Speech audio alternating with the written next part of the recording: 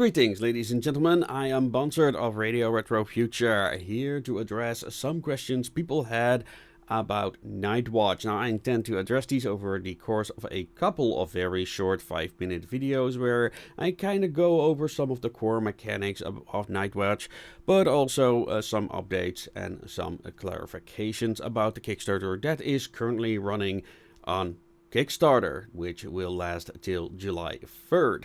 But first, I want to go over some of the basic mechanics of Nightwatch, which is loosely inspired by Savage Worlds. Now, before we go over, I'd like to show off some of the interiors of the book, which are all in full color. The goal of the Kickstarter is kind of to make the book kind of like competitive on the market, for which we need to order a large amount, and that's why I'm trying to push kind of like this stretch goal of reaching like 100 copies, 200 copies, etc., to kind of like stimulate you to get more of these wonderfully illustrated things, so we can offer these to retail at a competitive price. That is essentially the goal of the Kickstarter, and like we've got plenty of art. Like, these are still a bit in the concept phase.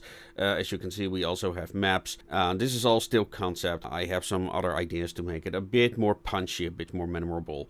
With that said, let's go over the checks and I'll be as brief as I can. So why I choose this for Savage Worlds initially was because the stats are expressed in dice rather than abstract numbers like in D&D. Even a beginning player who never played role-playing games can immediately see, okay, when I take a my check, I have to roll a d6 in this particular case. This is called the trait die. That is the one that you roll depending on what the Puppet Master, as we call the Game Master, tells you to. Then we have the Boon die, which is an additional die that you always roll.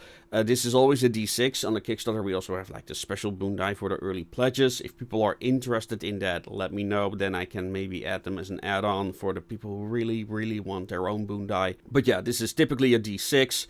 You roll your check and the highest result counts. So if your d6 is a 5 and your trait die is a 4, then your result is a 5. A lot of people are a bit worried when I said it is based loosely on the Savage Worlds system. This is basically the main thing that I took from Savage Worlds. I took out the crunch that people are asking about a lot. There is no crunch. What you roll is what you roll. Modifiers do not modify the dice rolls of the players, but the difficulty rating, which is called the TN, or the challenge rating. Let's say that the challenge rating is a 5, then you need to roll a 5 or higher. Oh, by the way, it's called target number. Excuse me, that's why it's TN, target number. So if the TN is 5, you need to roll a 5 or higher. There is no bonuses that getting add up to the dice rolls or other strange modifications of the rolls, with the exception of armor, because that just went very naturally. But essentially what perks and skills do, that I'll go over in the next video, they increase or decrease the challenge rating.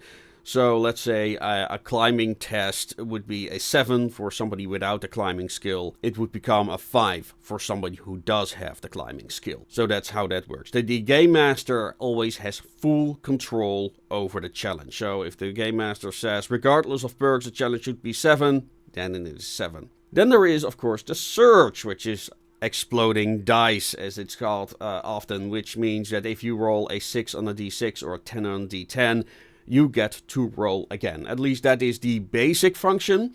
However, there are particular perks that get triggered by a search in different ways. But basically, you get to roll again, and you get to search as long as you keep rolling the maximum result on a die.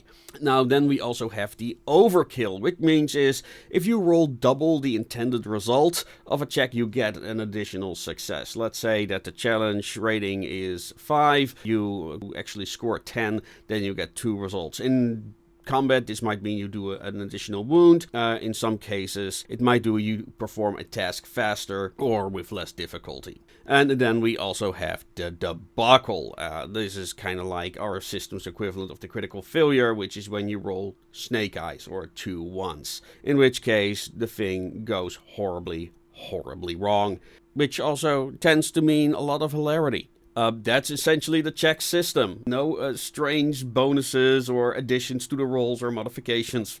So what else can you expect from Nightwatch in the future? A lot of people is like, oh, I don't have time to prepare events.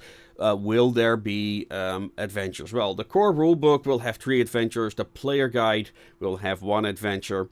For those wondering about those particular 2 books, the player guide has basically the same information as the core rulebook, the Puppet Master manual, basically an abridged version. It doesn't have any lore in there. It just has like a brief introduction of the context. It has like the basic rules. It does have the fortune system, but it does not have the project system, which I will discuss in a separate video, which quite frankly is one of my favorite things that we have implemented for Nightwatch. Alright folks, I hope you enjoyed that video. I hope this was a good explanation of our check system.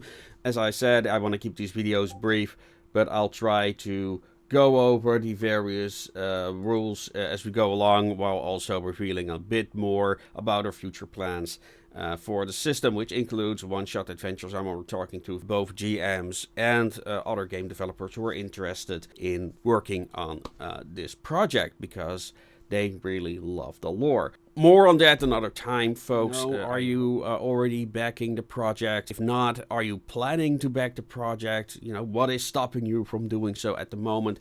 But please help us keep that momentum going. So if you're still like, oh, I'm gonna pledge, just not now, please do so. Help us reach those next stretch goals so people get more content, which includes, by the way, also one-shot adventures.